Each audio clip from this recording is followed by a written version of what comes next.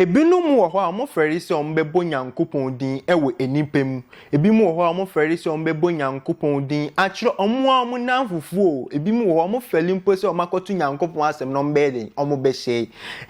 Ma menka asem kire Nyankopon amfele etoda otimi suma obofo fi hwe osoro ne asase ntemu. Emu wa papa otimi suma obofo se onye den ombra meden ombetwitwanje ewo wonsonhwe brem. Otimi suma obofo anase etoda no aba ona ho babe twitwaje o na nso wo de wo fele se impo ni videos wo be like wo be share ma ne ho asema den edu achichiri eno no wo fele o se wo be boni di impo ayeden akire afufuro na me de se me fele bibia na enye Nyankopon bifise ni ono no otimi ye no me fele bibia be mfa metima fele bibia wo wias Nyankopon asem de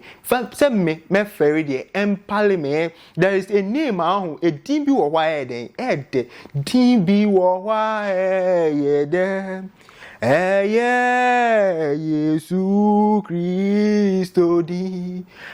ma wo yira ba befie behu mi fini bremu me si din bi wo wa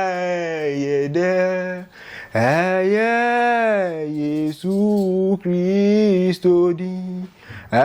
ma wo yira ba befie behu mi fini bremu pese metona ye hunjuda